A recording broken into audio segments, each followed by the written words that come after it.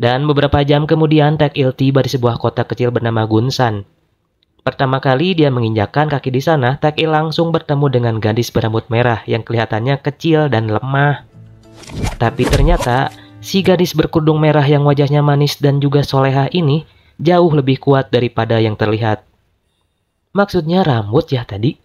Gak tahu nih kalau pikirannya sudah menyatu dengan musik wali yang sedang didengar kali ya. Maaf ya. Lanjut. Dengan penuh kesakitan, Taek-il yang juga kelaparan ini pun menemukan sebuah warung mie yang harga semangkoknya sangatlah murah. Jadi karena udah kepepet, Taek-il pun langsung memasuki warung itu. Di dalam sana ternyata sangatlah sepi. Yuk, bakal meladeni tantangan itu.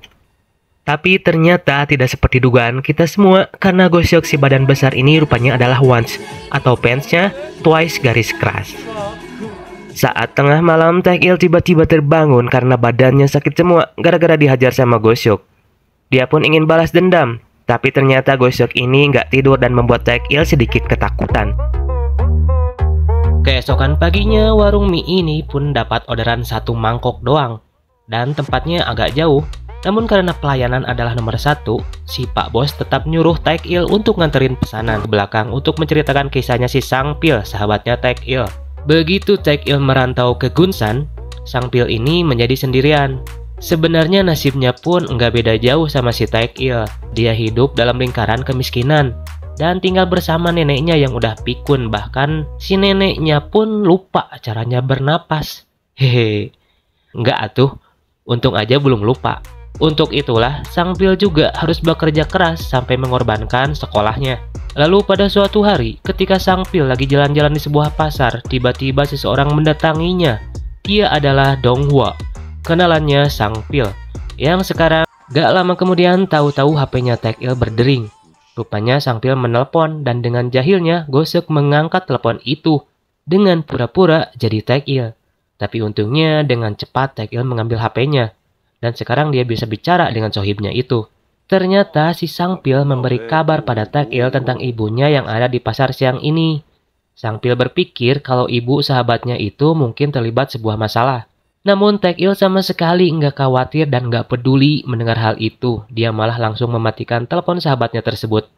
Sampai sekarang Taek-il belum bisa menurunkan ego untuk menghubungi ibu kandungnya itu. Namun sebenarnya kalau boleh jujur aja, Taek-il ini cuma gengsi doang. Jauh di dalam hatinya dia ingin menanyakan kabar sang ibu. Tapi di saat dia ingin mengirim pesan, Taek-il selalu ingat kemarahan ibunya sampai ia merasa kalau sang ibu ini sangat membencinya. Gara-gara itulah Taek-il pun membatalkan niatnya untuk mengirim pesan. Dan di saat Taek-il udah tidur, Goseok malah mengganggunya. Walaupun wajahnya masih terluka, Kyungjo pun pergi. Ketika Kyungjo pergi, Taek-il menyadari kalau gadis itu nggak pakai sendal maupun sepatu supaya kaki Kyungjo nggak kedinginan. Keesokan harinya, Taek-il pun mulai menginstruksi selalu mengajarnya. Namun di saat-saat genting seperti tadi malam, Gisuk malah tiba-tiba enggak bisa berantem sama siapa. Tapi sekarang Taek-il sudah enggak kaget karena yang pesan adalah si Kyungjo. Rupanya Kyungjo ini mesan mie karena ia juga ingin mengembalikan sepatunya Taek-il. Dan kabar baik seperti biasa, rumah Taek-il kosong karena ibunya pergi kerja dan juga sudah menjadi kebiasaan kalau sang ibu ini selalu meninggalkan makanan di meja makan untuk Taek-il. Dan juga sudah menjadi kebiasaan kalau sang ibu ini selalu meninggalkan makanan di meja makan untuk Taek-il makan. Di mana hal ini menandakan kalau ibunya Taek-il ini selalu berpikir jika anaknya pasti akan pulang. Bentar-bentar, emang ya kalau kasih sayang seorang ibu tuh gak akan pernah hilang meskipun anaknya bandel, si Taek-il. Oke, kita lanjut. Sementara itu, mumpung si Taek-il ini lagi berada di Seoul, ia langsung bertemu dengan sahabatnya Sangpil yang kini penampilannya seperti orang kaya. Dengan bangganya, Sangpil menceritakan pekerjaannya yang bergerak di bidang keuangan, dan sesuai dengan doktrinnya Donghua, Sangpil menerapkan kalau pekerjaan ini menolong orang-orang yang kurang mampu. Pada itulah Taek-il sadar kalau Sangpil ini bekerja pada seorang rentenir. Ia pun meminta Sangpil buat keluar dari sana karena pekerjaan itu nggak cocok buat Sangpil yang hati dan pikirannya terlalu polos. Namun Sangpil nggak mau keluar dari pekerjaan itu baginya dirinya dengan sang nenek. Dan beberapa hari kemudian setelah menemui Sangpil, sekarang Taek-il menemui ibunya yang ternyata berjualan roti panggang dengan nama Gok Taek-il. Taek-il pun kesal karena namanya dipakai oleh sang ibu. Di sisi lain, ibu Taek-il juga marah karena Taek-il nggak kunjung pulang. Dan dalam waktu singkat, ibu dan anak ini pun bertengkar lagi sama seperti sebelumnya. Untungnya akhirnya ibu Taek-il menyadari kalau dirinya ini terlalu kasar, namun sayangnya Taek-il udah terlanjur sakit hati hingga dia pun memilih untuk pergi lagi. Tapi Taek-il protes karena dari dulu Pak Bos enggak pernah ngizinin dia untuk tidur di sana. Karena rupanya kamar itu merupakan milik putrinya Pak Bos yang kini udah nggak ada. Dan untuk menyambut Kyungjo sebagai karyawan baru, Go-seok pun ngajakin mereka semua karaokean. Hingga malam pun sudah semakin larut. Mereka berempat pun memutuskan untuk pulang, tapi Guman dan juga Kyungjo masih ke toko mat buat beli minum. Sedangkan Taek-il dan Gyeosok menunggu di luar, dan pada saat itulah mobil hitam datang membawa cewek-cewek aplikasi hijau. Ketika cewek terakhir kesulitan menutup pintu, Taek-il membantunya karena dia memangnya, dan sejak saat itu Gyeosok pun menemani si Pak Bos. Bahkan dia rela manjangin rambutnya seperti Dora untuk mengobati kerinduan Pak Bos terhadap putri tunggalnya yang udah tiada. Tapi ternyata peristiwa pengeroyokan semalam kejadian di warung mie, Pak Bos semakin aneh lagi. Pagi ini ketika Taek-il ingin bekerja seperti biasa, dia malah menemukan banyak orang asing yang berjas rapi. Taek-il sempat berpikir kalau Go-seok akan ditangkap oleh para preman gara-gara kejadian semalam, jadi ia ingin menolong Go-seok. Namun rupanya orang-orang itu malah tunduk sama si Go-seok. Mereka segera pergi ke tempat Go-seok, minta mereka meninggalkan tempat itu karena ternyata plot twistnya Go-seok ini aslinya adalah seorang sultan, sekaligus bos gangster yang paling ditakuti di Korea. Selama ini ia menyamar jadi tukang masak karena dia ingin menemani si Pak Bos dalam hidupnya.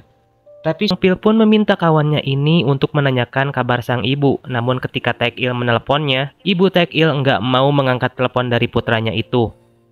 Akhirnya, buntut dari kejadian pengrusakan warung mie itu, malam ini Pak Bos mengumumkan akan menutupnya untuk sementara waktu. Pak Bos pun akan merenovasinya selama 1 minggu dan ia pun memberi kesempatan pada seluruh karyawannya untuk berlibur atau setidaknya menyelesaikan urusan mereka masing-masing. Kesempatan inilah yang digunakan untuk Taek-il untuk mengunjungi ibunya di Seoul dan ngajakin Kyungjo untuk membuat ibunya berpikir kalau gadis ini adalah pacar putranya.